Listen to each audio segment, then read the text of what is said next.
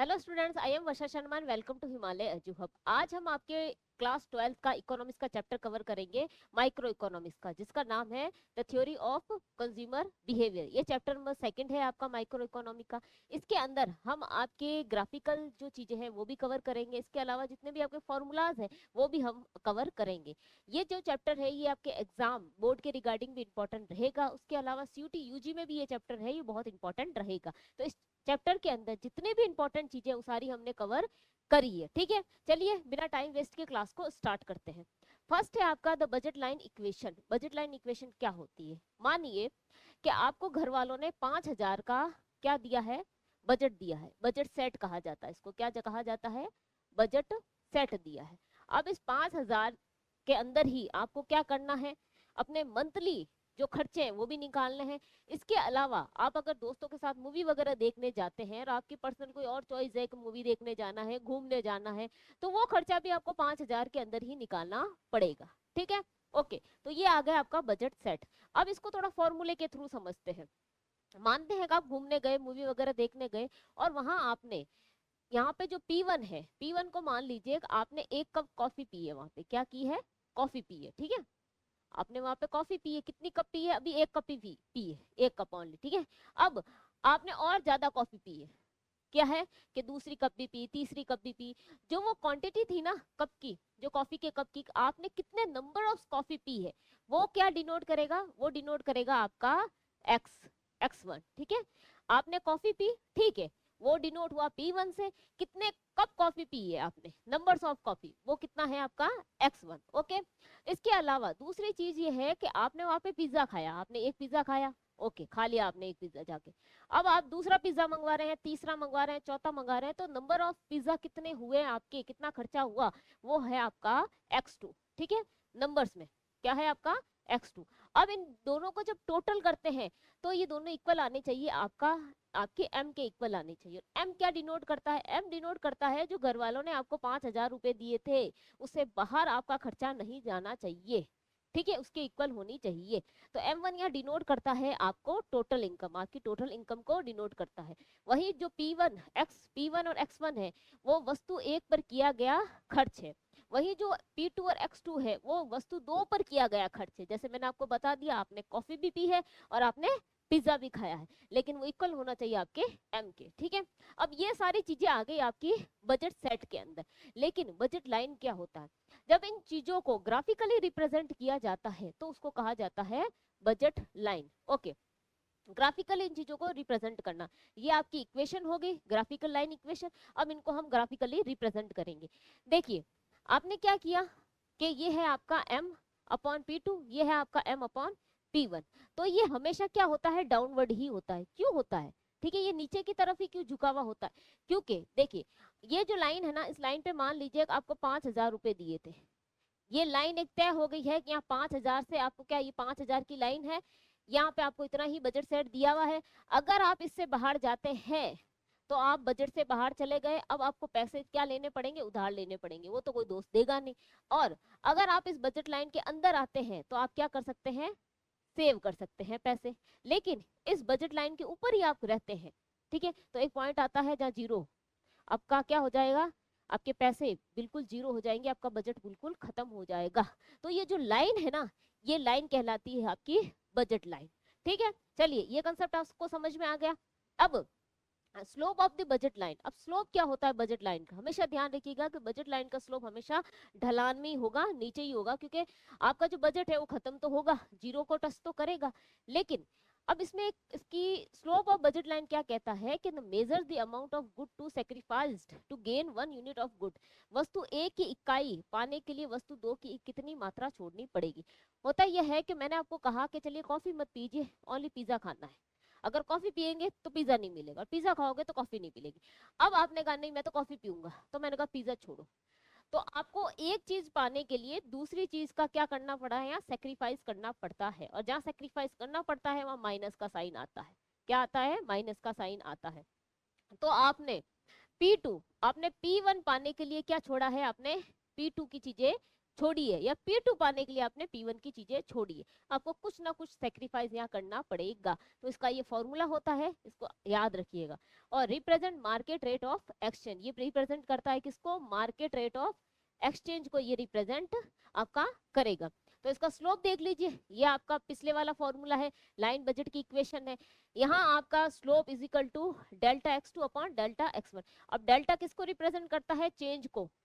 क्या करेगा? चेंज को रिप्रेजेंट करता है। इज इक्वल टू आपका आएगा माइनस P1 अपॉन P2। आपने एक चीज पाने के लिए दूसरी चीज का आपने सेक्रीफाइस किया है। और x1 और x2 मैंने आपको क्या बताया था? नंबर ऑफ कॉफी कितनी पी है, नंबर ऑफ आपने क्या है पिज्जा कितने खाए हैं। तो यहाँ पे ये रिप्रेजेंट कर रहा है x2 और x1 कि आपने नंबर ऑफ चीजें कितनी छोड़ी है दूसरी चीज को नंबर ऑफ चीजें पाने के लिए। ठीक है, चलिए देखिए, negative sign indicates a downward slope. To get more one you must give up the other. एक पाने के लिए दूसरा छोड़ना ही आपको होगा। ठीक है, अब चलिए, अब कुछ सिचुएशंस देखते हैं बजट लाइन के अंदर। क्या हो कि आपने जो पिज्जा या फिर आपने जो कॉफी पी थी, ठीक है, चलो मैं उसको थोड़ा साइड में रख के सिंपल लेते हैं, एक एप्पल और किसका एग्जांपल लेते हैं? हम एप्पल और ऑरेंज का एग्जांपल लेते हैं। ठीक है, अब क्या हुआ कि इनकम क्या है आपकी बढ़ गई। जहाँ घर वाले पहले 5,000 भेज रहे थे, अब आपको 6,000 भेज रहे हैं।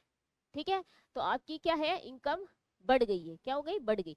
अब इनकम जब बढ़ी है तो आप चीजों पे, एप्पल या ऑरेंज आप खरीद रहे हो, जो भी चीजें खरीद रहे हो उस पर ज्यादा खर्च करोगे, ज्यादा चीजें लेने की कोशिश करोगे। हमारे पास पैसा आता है तो हम ज्यादा चीजें लेने की कोशिश करते हैं। तो आपकी जो बजट लाइन होगी वो खिसक जाएगी। पहले यहाँ थी, अभी खिसक के आगे की तरफ चली जाएगी। अगर क्या हो कि बजट कम हो जाए, अगर पैसे कम आने लग जाए, अब 6,000 की जगह अगर 4,000 आने लग जाए, ठीक है, 5,000 की जगह या 4,000 आने लग जाए आपके, तो क्या होगा? कम हो गए। तो कम होगा तो ये बजट लाइन आपकी अंदर की तरफ खिसक जाएगी। ठीक है, तो बजट सेट जो होगा वो तय करेगा कि आपका बजट जो लाइन है वो बढ़ेगी या घटेगी या वो स्थिर रहेगी। ठीक है, समझ गए? ये इनकम इनकम बढ़ने या घटने पे जो इफेक्ट पड़ता है। अब मान लीजिए कि इनकम कुछ नहीं बढ़ी है, ठीक है, 5,000 ही आपके थे, 5,000 ही थी, कुछ नहीं बढ़ा है। लेकिन एप्पल की जो प्राइस है, जो एप्पल की प्राइस है वो क्या हो गई है? सेब की प्राइस घट गई है। लेकिन ऑरेंज की जो प्राइस है वो आपकी सेम है, उसकी ना तो बढ़ी है ना घटी है। अब इंसान क्या करता है? जिस चीज की प्राइस घटती है वो ज्यादा खरीदने की कोशिश करेगा। ठीक है, अगर प्राइस में चेंज हुआ है, प्राइस घटी है, तो आप क्या करेंगे? एप्पल ज्यादा खरीदेंगे। तो एप्पल की जो लाइन है ना, बजट लाइन, ठीक है, एप्पल वाली, वो बाहर की तरफ खिसक जाएगी। लेकिन ऑरेंज की क्या है? ऑरेंज की नहीं खिसकेगी, वो यहीं रहेगी। ठीक है, समझ गए? इसी तरह अगर एप्पल की प्राइस बढ़ जाती तो क्या होता? बाय चांस अगर एप्पल की प्राइस आपकी बढ़ जाती तो जो एप्पल वाली लाइन है ना आपकी, ये अंदर की तरफ हो जाती, क्योंकि एप्पल अब क्या खरीदते आप? कम खरीदते। ठीक है, तो ये डिपेंड है कि मनी के चेंज होने पे और प्राइस के चेंज होने पे आपकी जो चीजों में क्या क्या चेंज होता है, आपकी बजट लाइन में और आपके बजट सेट में क्या क्या चेंज होती है। बजट सेट के अंदर चेंज होने पर आपकी बजट लाइन में क्या चेंज होता है, सॉरी ये। ठीक है, चलिए, ये आप समझ गए। अब देखते हैं कि अब एक इस चैप्टर का सबसे इंपॉर्टेंट टॉपिक है ये, ठीक है, यूटिलिटी। और सबसे ज्यादा क्वेश्चन इसी में से बनते हैं। अब इसका मतलब क्या होता है? मतलब ये है कि आपको अगर किसी चीज से संतुष्टि मिले, खुशी मिले, सेटिस्फेक्शन मिले, तो हम कहते हैं हाँ मुझे इस चीज से संतुष्टि मिली, सेटिस्फेक्शन मिला। लेकिन इकोनॉमी की लैंग्वेज में इसको क्या कहा जाता है? अगर किसी चीज से खुशी मिले तो इकोनॉमी की लैंग्वेज में इसको वर्ड को कहा जाता है यूटिलिटी। क्या कहा जाता है? यूटिलिटी। और हिंदी में कहे तो उपयोगिता। ठीक है, अब ये भी दो तरह की होती है, एक तो टोटल होती है, एक आपकी मार्जिनल होती है। अब इनमें फर्क क्या होता है?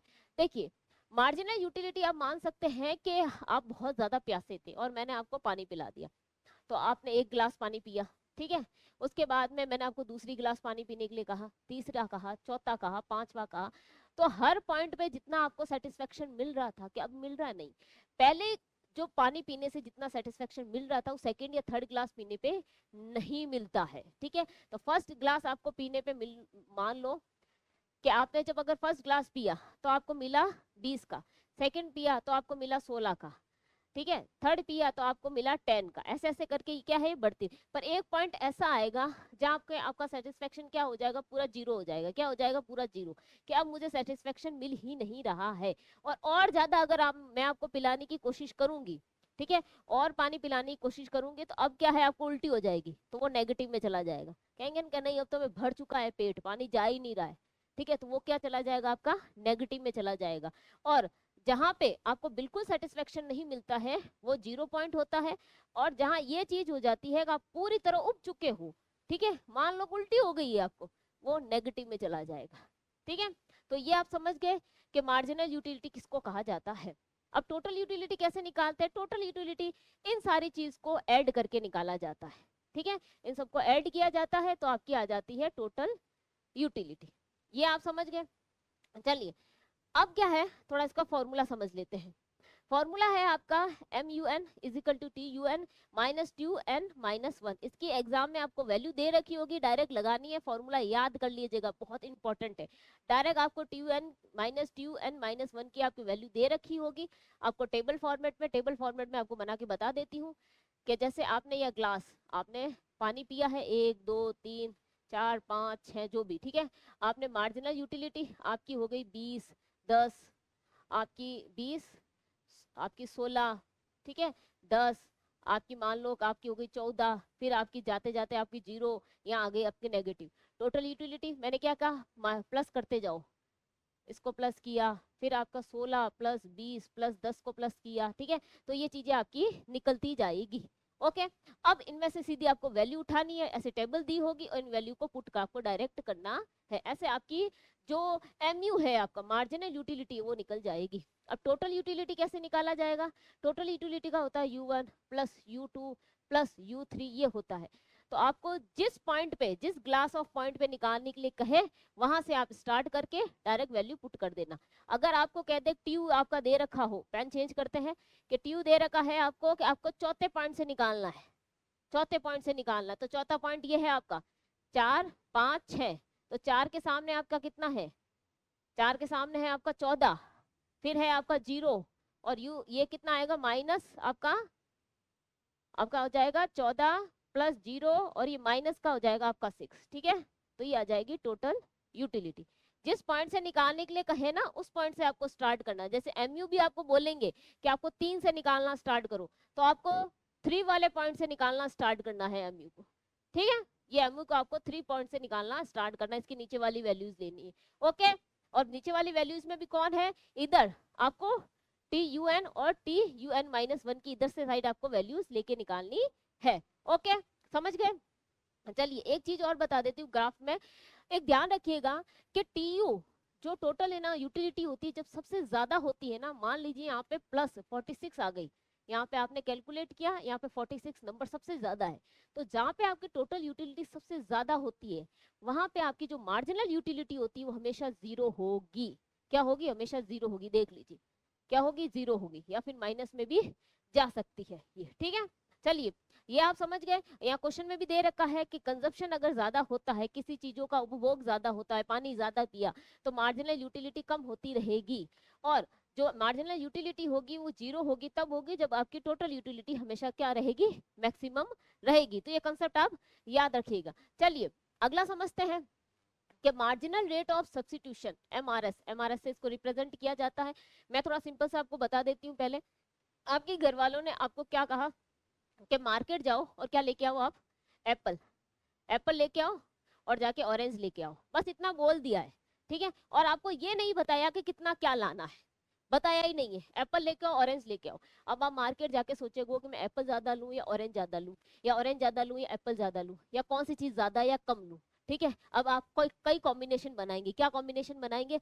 आप सोचेंगे कि मैं एप्पल ज्यादा ले लेता हूँ, मैं ऑरेंज कम ले लेता हूँ, या फिर मैं एप्पल कम ले लेता हूँ, मैं ऑरेंज ज्यादा ले लेता हूँ, या मैं क्या करता हूँ दोनों को बराबर क्वांटिटी में ले लेता हूँ, यही करता हूँ, या फिर मैं सिर्फ एप्पल लेता हूँ ऑरेंज नहीं लेता हूँ। नहीं वाला ऑप्शन नहीं है आपके पास, नहीं वाला ऑप्शन नहीं है, क्योंकि आपको घर वालों ने कहा लानी तो दोनों ही है। तो ये आप कॉम्बिनेशन बना के बैठ जाते हैं। ठीक है, अब इस कॉम्बिनेशन के अकॉर्डिंग थोड़ा ग्राफ को समझते हैं।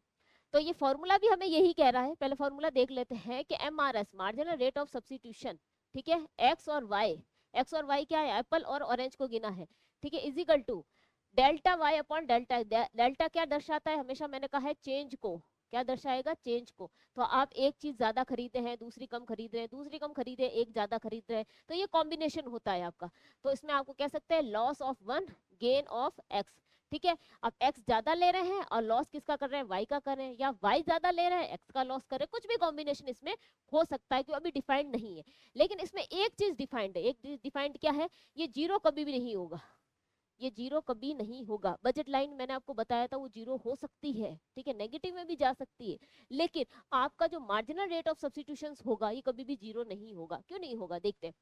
स्लोप ऑफ जो इनडिफरेंस कर्व होता है वो हमेशा किसके इक्वल रहता है, आपका MRS के, और इनडिफरेंस कर्व जो होगा वो कभी भी जीरो नहीं होता है, ये हमेशा ध्यान रखिएगा। अब थोड़ा ग्राफ के थ्रू समझते हैं इस एप्पल और ऑरेंज को। क्या हुआ, यहाँ मान लीजिए आपके ऑरेंज थे, ठीक है, यहाँ मान लीजिए आपके एप्पल थे, मान लिया। अब आपने क्या किया कि आपने एक है ना आपने जीरो एप्पल यहाँ पे देख लीजिए, आपने एक एप्पल पे कितना है 10, आपके दो पे कितना है आपका 6, आपका 3 पे कितना है आपका 5, आपका यहाँ पे 4.4 पे कितना है 4, ये ग्राफ आपका बनता जाएगा, ठीक है, ये क्या होगा आपका बनता गया। और जब इस पॉइंट को सबको मिलाओगे ना आप, जब इन पॉइंट को, ये पॉइंट क्या कहलाते हैं, ये लोकस पॉइंट कहलाते हैं, क्या करते हैं इनको, लोकस पॉइंट कहा जाता है। जब इन पॉइंट को मिलाया जाता है तब आपका ये इस तरह ग्राफ प्रेजेंट होता है, ये नीचे की तरफ जाता रहेगा, लेकिन ये कभी भी जीरो नहीं होगा, हमेशा ध्यान रखिएगा, ठीक है। इसमें क्या है, कॉम्बिनेशन है, लेकिन एक चीज रहेगी ही रहेगी, चाहे आप 10 ना, आपके पास 20 रुपए हो और आपने 19 अगर एप्पल खरीद लिए हो, तो एक तो आपका क्या ऑरेंज रहेगा ही रहेगा, वो जीरो तो नहीं हो सकता, ठीक है। तो इस चीज को आप ध्यान रखिएगा। अब इसके कुछ कह सकते हैं कि इसकी एक डेफिनेशन पढ़ते हैं और उसकी कुछ ना प्रॉपर्टीज है, ठीक है, इनडिफरेंस कर्व की। इनडिफरेंस कर्व मैं सिंपल लैंग्वेज में कहूँ कि वो पॉइंट जहाँ पे आपको सबसे ज्यादा खुशी मिलती है, वो ऊपर वाला पॉइंट, ये पॉइंट जहाँ पे क्या है आपको सबसे ज्यादा खुशी मिलती है, इसी को रिप्रेजेंट करता है। देखिए इसकी डेफिनेशन क्या है, क्या लोकस पॉइंट, लोकस पॉइंट मैंने बताया था, जो ये पॉइंट होते हैं, ठीक है, ये होते हैं लोकस पॉइंट सारे, ठीक है।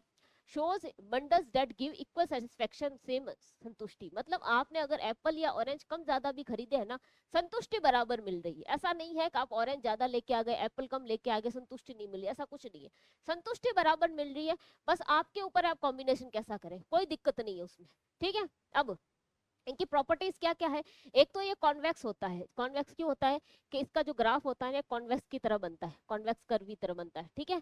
दूसरा होता है ये हमेशा डाउनवर्ड होता है, नीचे की तरफ ही रहेगा। तीसरा है कि हायर क्या है, indifference curve is equal to higher satisfaction, जैसा मैंने बताया कि इनडिफरेंस कर्व जितना ऊपर होगा ना उतना क्या होगा आपका सेटिस्फेक्शन जो होगा वो सबसे ज्यादा रहेगा। और एक चीज बताई थी, कभी भी जीरो नहीं होता है, इस चीज को हमेशा आप क्या करिएगा, ध्यान रखिएगा। ओके चलिए फटाफट आगे देखते हैं।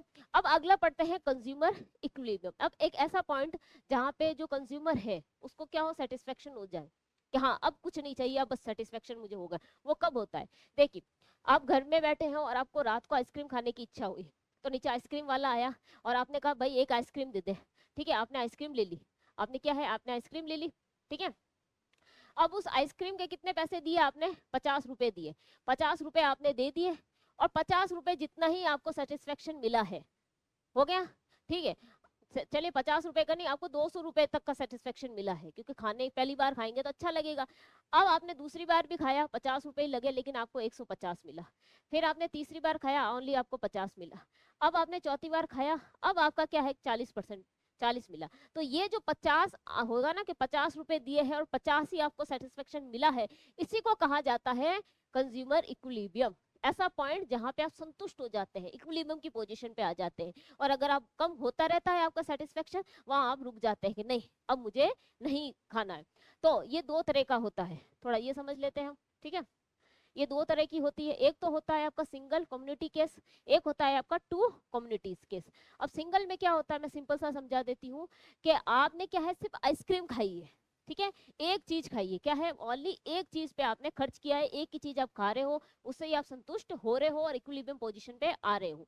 वही है ना टू कम्युनिटीज में क्या होता है कि आपने कॉम्बिनेशन रखे हैं, आपने एक आइसक्रीम ले ली, दूसरी आपने अगर ना वहाँ पे कह सकते हैं कि अगर आपको बर्गर मिल रहा था आपने बर्गर ले लिया, तो ये चीजें क्या है आपकी चेंज होती रहेगी, ये चेंज को दर्शाती है, चेंज आइटम, ठीक है, आइटम क्या होंगे चेंज होंगे, और इसमें क्या रहेंगे आपके सेम रहेगी चीज, ठीक है, एक चीज है वो सेम रहेगी, इसमें आपके चेंजेस होते रहेंगे। इसका फॉर्मूला सीधा याद रखिएगा कि MUX अपॉन PX, मतलब आपकी जो मार्जिनल यूटिलिटी है और वो आपकी किसके इक्वल होती है, आपकी अपॉन प्राइस के, और इसमें है आपकी मार्जिनल यूटिलिटी अपॉन प्राइस के। और जो MUM है ना, ये मनी को डिनोट करता है, marginal utility relate to money. ठीक है, तो ये डायरेक्ट आप फॉर्मूले याद रखिएगा, इतना आप कंसेप्ट में मत जाइएगा कि डायरेक्ट आपको फॉर्मूले पूछे जाते हैं। अगर आपको डेफिनेशन भी पूछी जाएगी ना तो डायरेक्ट आपको फॉर्मूले ही पूछे जाएंगे।